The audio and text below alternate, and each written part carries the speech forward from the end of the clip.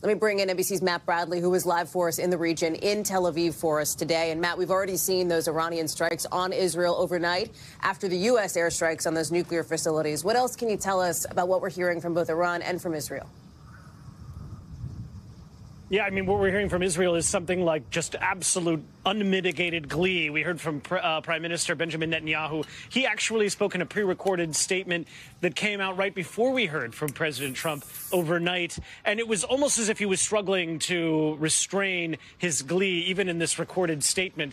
He just heaped fulsome praise on the president. And we've heard this from other members of Benjamin Netanyahu's cabinet saying that this is, that President Trump is one of the best friends of the Jewish people ever.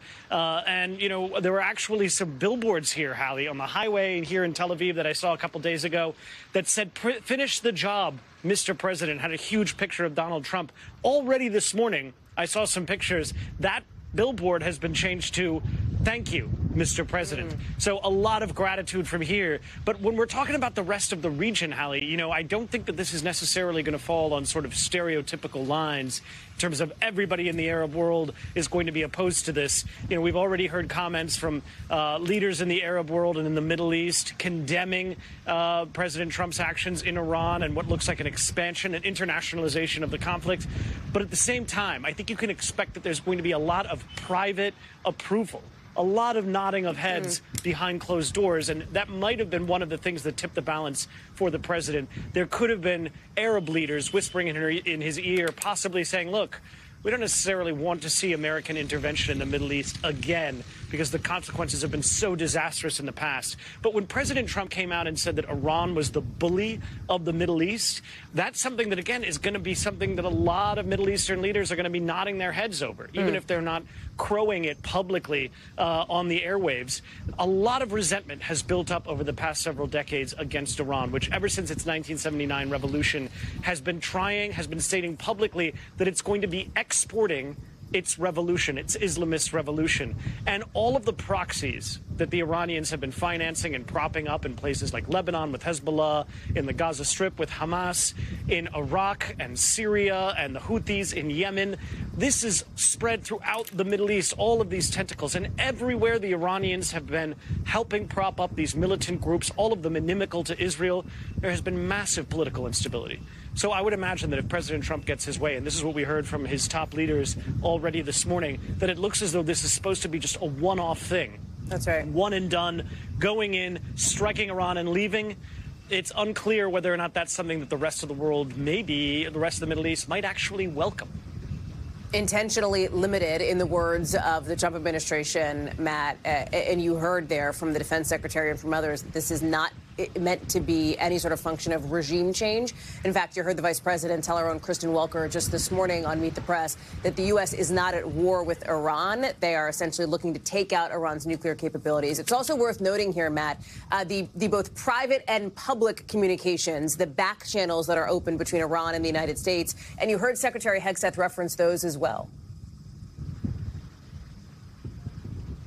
That's right. I mean, we could be seeing a lot of talking behind the scenes with Iran through intermediaries, particularly the traditional intermediaries that the U.S. has been using to speak to groups like Hezbollah and Hamas. Speaking about the Egyptians, specifically the Qataris and the Omanis in the Gulf. The Omanis are the ones who were very instrumental in negotiating the JCPOA back in 2015. They have used Oman, which sits right next to Iran and right next to the United Arab Emirates and Saudi Arabia, as a venue for conversations between leaders that had been more or less considered pariahs, the Israelis, the Iranians, the United States. Countries that don't necessarily get together, they can do those conversations in Iran and advance negotiations. But it's like we heard from the Iranians already. They have ruled out the possibility of any further negotiations now that the United States has already weighed in with this extreme military might. So again, we're talking about whether or not this is a one-off thing or not. That's really going to determine where this goes from here. The problem, Hallie, is that maybe the Trump administration believes that they're going to do this one-off. But here in Israel, the conversation has shifted gradually, but very convincingly, away from destroying Iran's nuclear program to this notion of regime change, which, you and I as Americans, when we hear regime change, well, there's a long history of spoiled policy around that. The Israelis don't necessarily have that mentality. They haven't necessarily been pushing for that in the past, but this is something that it seems like they're leaving open. It's unclear whether the Israelis have partners on the ground in Iran who could finish the job, not when it comes to destroying Iran's nuclear program, but to upending the Ayatollahs in Iran and replacing it with a new sort of more copacetic regime. It's unclear whether that will work, and that is such a messy business, as the U.S. knows so well. Matt Bradley, live for us there in Tel Aviv. Matt, thank you for your reporting from the region. I know you're sticking with us for a little bit and throughout the day as well. We thank you for watching. And remember, stay updated on breaking news and top stories on the NBC News app or watch live on our YouTube channel.